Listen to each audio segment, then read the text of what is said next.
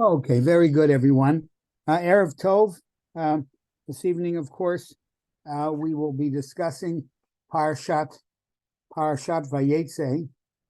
Vayeitzei, actually, is probably better. Parashat Vayeitzei, in which Yaakov Avinu now, at the direction of his parents, leaves his family's home and goes to Padan Aram. There he will meet Rachel and Leah and Bilhah and Zilpah, marry them, and Hashem will bless them with 12 sons and Dinah, and of course Binyamin will not his birth is not recorded in this parsha. It'll be recorded in next week's parsha Vayishlach. We're going to begin actually with Yaakov's fleeing his parents' house.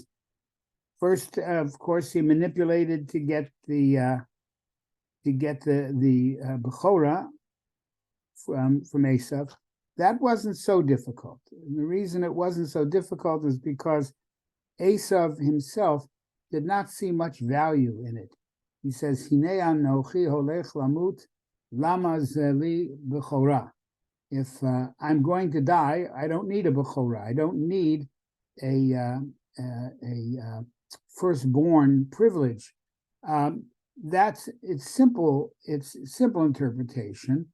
But Rashi mentions, and others mention as well, the bechorah and all of its obligations are committing me to a lifestyle which I cannot or will not adhere to, of responsibility, and therefore it can lead to my death because I will have failed to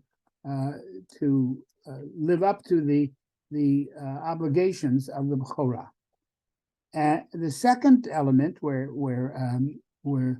Yaakov rather reluctantly pretends that Rivka's urging, he pretends that he is Esav, and he gets the Bechorah. He gets the bracha. And it's interesting that that Yitzchak, after he realizes he's been fooled, goes back and says Gam Baruch Yeh, that Esav, Yaakov, irrespective of how he got the bracha, the verbal bracha, nevertheless shall retain that bracha. And this, of course, incensed Esav, and thus Rivka and Yitzchak both found it important for Yaakov to run away. And so this week's Parsha Vayeitzei is the tale of, number one, his running away, and of course his coming to the house of Lavan. Now, I've mentioned in the past that Yaakov's Yitzchak first was a person. He was what we would call a Luftmensch. He was a person who was, number one, he was a korban. He was designated as a korban, even at the time of many years before his running away. He was Yitzchak. Many years before, Yitzchak was designated as a korban, and he was told, "Al tered Mitzrayma." He's not to leave Eretz Israel, and Chazal tell us that HaKadosh Baruch Hu's directive was that he's a korban. A korban is not to go chutz limkomo, is not to leave Eretz Israel. That's due to his sanctity. And so Yitzchak, it seems, was relatively easily fooled. He was fooled by Esav's disingenuous asking questions that he knew he already knew the answers to, and so he was fooled into this preference toward Esav, and So that's number one. And now, of course, he's fooled into giving the bracha to Yaakov, even though he suspected that it wasn't, that it was not that Yaakov wasn't deserving, but that wasn't what he wished. That wasn't the bracha that he wished to bestow upon Esau. Now, he wanted to give the bracha to Esau, and Yaakov took it. We're going to actually begin with the very first pasuk in this parsha. Vayeitzei Yaakov mi be'er Shava, vayelech Haran. Yaakov, at the direction of his mother and father, primarily Rivka, who seemed to have a handle on this entire relationship that the two boys had. And of course, not only that, her family was there in Haran, and so she told Yaakov to run there. Pasuk Yud Aleph, the second pasuk in the parsha, is Vayifga b'makom. An interesting usage of the word Vayifga b'makom. He came to the place. He met the place, so to speak. Vayalen sham kiva hashemesh. That he then lay down there because the sun had already set. Vayikach me'avnei hamakom, and he took from among the stones of the place, vayasem merashotav, placed them under his head, vayishkav b'makom hahu. Now you have here, of course, twice within the same pasuk, you have the word hamakom, and as we know, one of HaKadosh Baruch Hu's appellations is hamakom.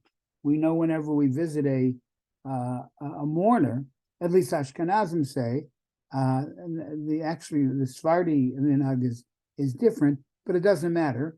But for our purposes, the Ashkenazim say hamakom yinachem eschem b'toch shara ve'litzion b'Yerushalayim. Ashkenazim say to the mourners, hamakom. The word makom is unusual. How does God and how does he get that appellation hamakom? Well, one answer is he's everywhere, but even so, that doesn't seem to be the specific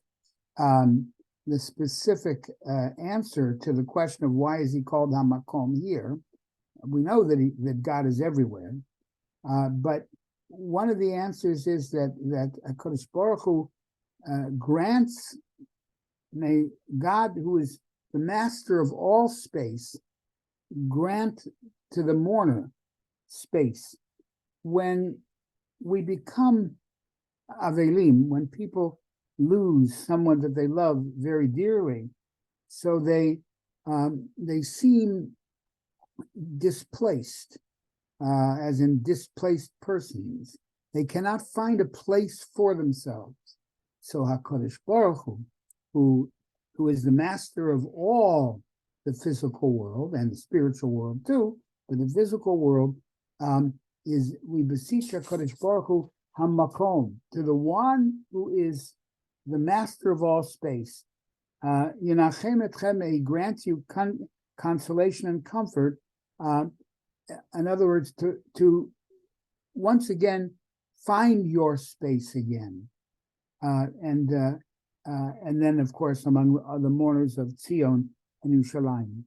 So that we find that word hamakom, which is again mentioned. Actually, it's three places in this pasuk. Vayifga b'makom. We're going to talk about that.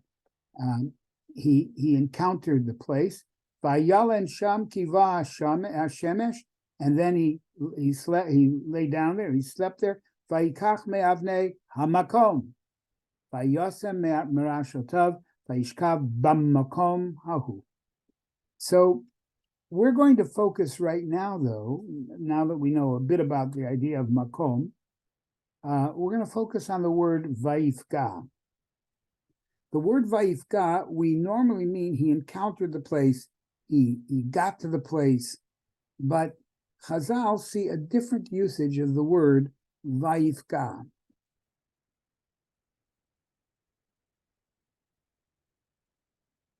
And the Medrash Rabbah, in discussing this, makes the following statement. Okay. Amar Rabbi Yeshua ben Levi, Rabbi Yeshua, the son of Levi, said, Avot HaRishonim, our forefathers, Hitkinu Shalosh Tefilot. They were the ones who established 3 times to daven each day. Avraham Tikein Tfilat Shacharit. Avraham actually established the concept of Shacharit. Shene'amar Vayashkem Avraham Baboker. Avram arose in the morning. El Hamakom, there's that word again. Asher Amad Sham, to the place which he stood there at that point in his request for Hashem to grant a certain degree of compassion upon Sodom. Turns out it was undeserved, but that was Avram Avinu, who was the advocate for humanity. The Eina Miga Ela Tfilah. He stood, okay, that he went to the place Asher Amad Sham, and where he stood. So Chazal say that particular verb means he davened.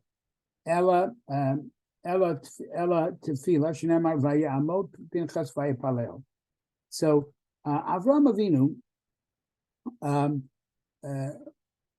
established Shacharit. Yitzchak Tikein Tfilat Mincha. Yitzchak established for the Jewish people, for all of those who followed him, the Tfilat Mincha. Shene'amar Vayeitzei Yitzchak lasuach basadeh. Yitzchak,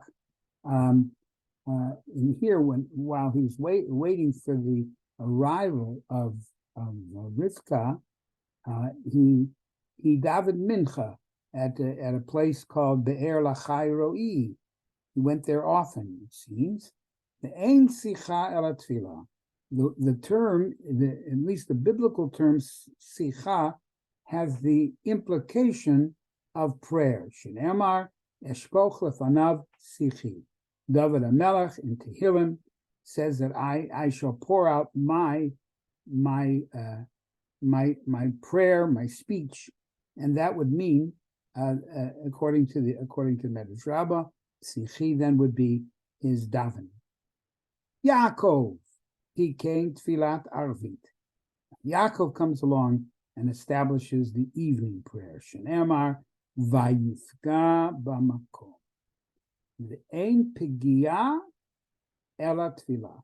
The idea of Pei Gimel Ayin, that Shoresh means Tfilah. So we have the idea of Amad, the verb of Amad, which Chazal identify with Shacharit. We have Sicha, which Chazal identify with Mincha. And then, as in our Parsha, Vayifka B'makom, the word Pega or Paga, is that he encountered the place, and that was Tfilah. V'al tisa ba'adam. There we see that Yirmiyahu talks about the idea, v'al tifga bi. Do not urge or beseech me.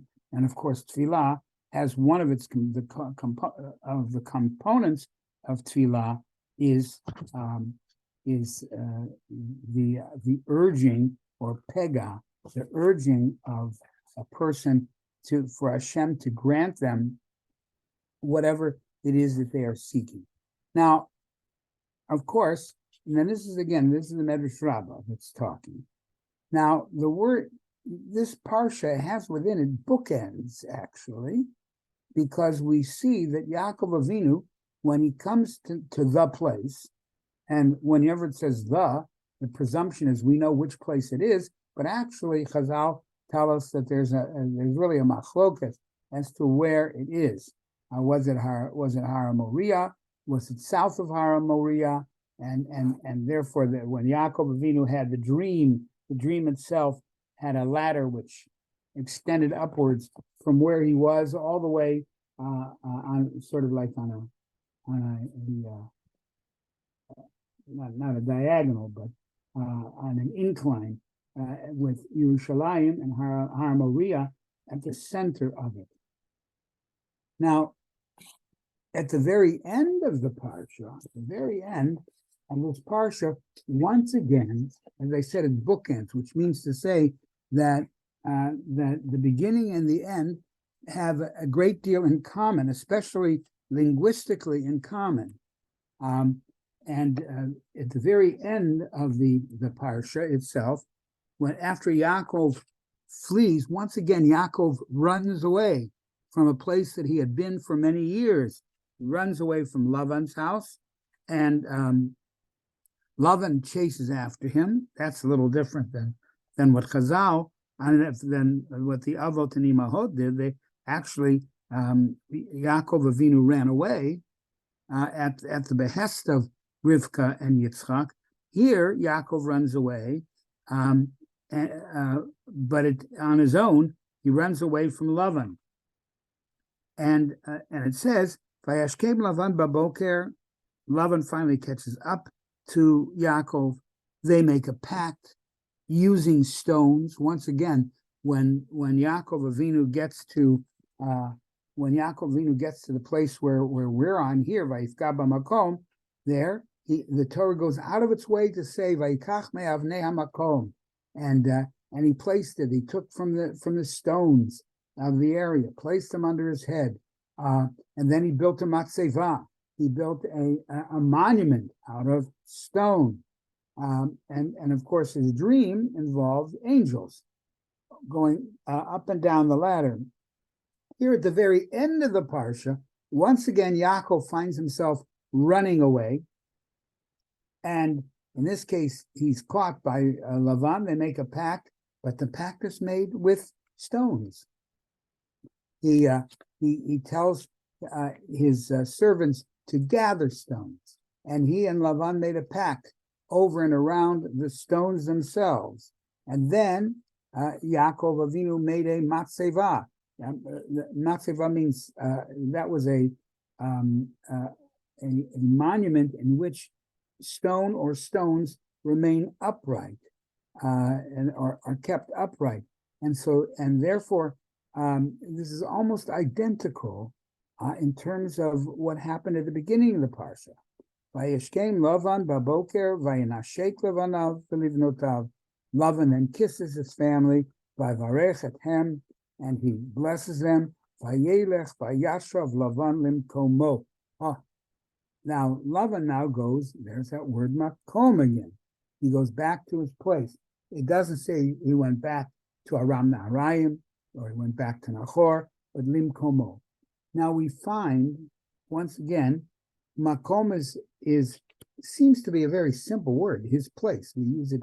It's a very common word that we use often, but the Torah here seems to be telling us that the word makom is very much like Avram Avinu. After the next day after Avram, the next day after he pleaded for Sodom, and he wakes up in the morning and he sees it's not good.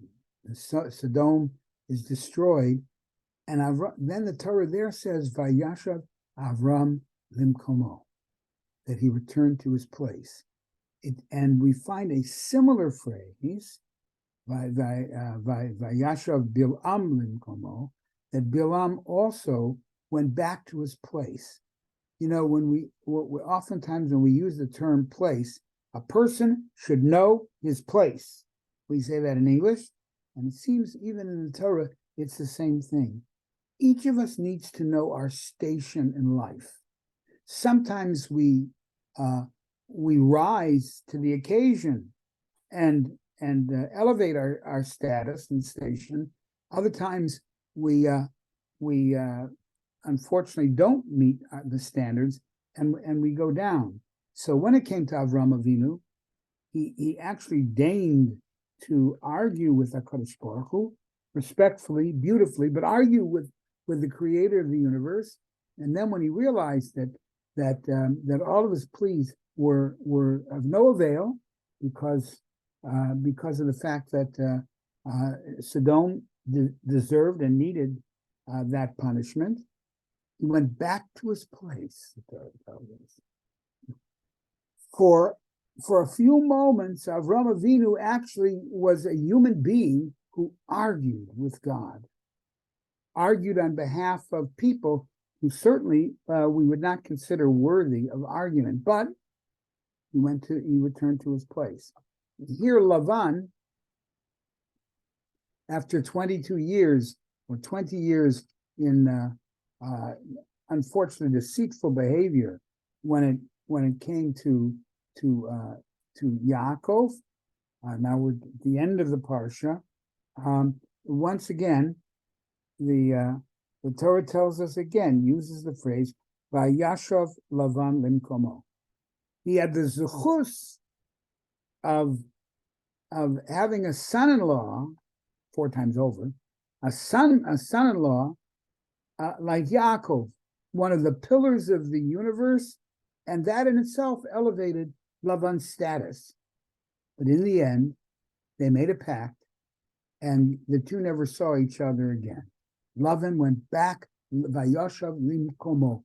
He went back to what he was before, a deceitful, aggressive individual who looked only for what was best for himself. And at the end of the pact, he returned to his place. We find a similar thing with Bilam. Now, one more thing. V'Yaakov halach l'darko. Now, V'Yaakov halach l'darko, but Yaakov now went on his path. Notice the next word, Vayifka'u vo malachei Elohim. Once again, angels. And once again, we have the verb vayifga or vayifka'u.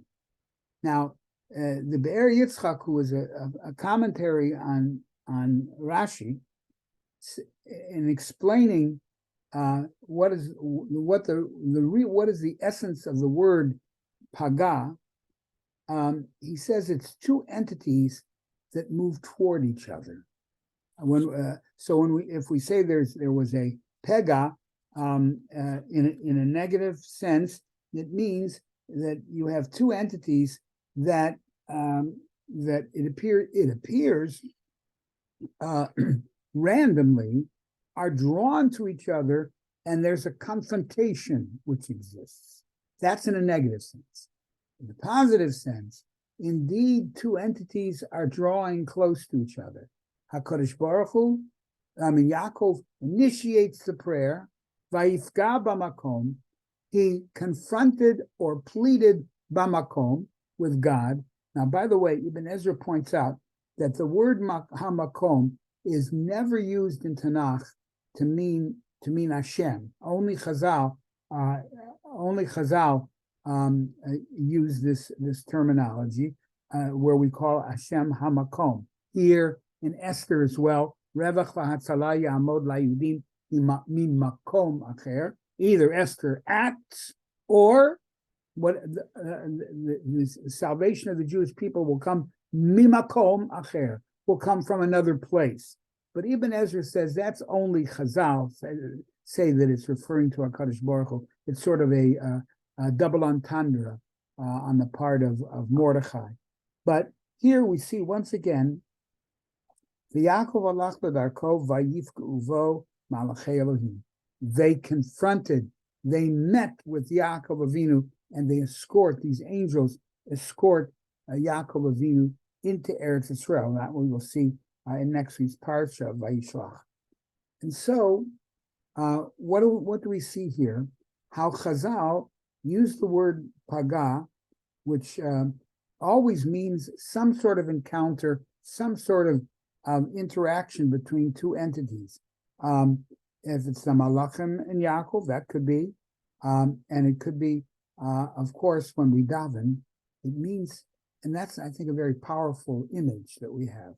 When we daven to HaKadosh Baruch Hu, number one, not only do we draw closer to HaKadosh Baruch Hu, but simultaneously HaKadosh Baruch Hu draws closer to us. Vayifga b'makom. He davened, and as the Be'er Yitzchak says, the other entity, of course, is the entity of the universe, which is HaKadosh Baruch Hu, and we are brought together simultaneously. So here we see now, for once and for all, that Yaakov Avinu is the one of the Avot in which who seems to navigate between angels and stones. The very next pasuk here says that that Yaakov Avinu saw a machaneh of angels, two camps actually, and he named the place Machanayim, two camps. Where Chazal talk about what the two camps are, but the point is that he sees that he sees malachim, two sets of angels. That's the end of the parsha. At the beginning of the parsha, of course, the dream of the Sulam. He sees angels, Olim v'yordim bo. And we will see in the next week's parsha, once again, Yaakov Avinu navigates between angels and stones. We'll conclude simply by saying, perhaps here, Yaakov Avinu, maybe more than any of the Avot, is instructive in teaching us how we are to navigate in this world. Human beings, if a person is completely given over to angels, then his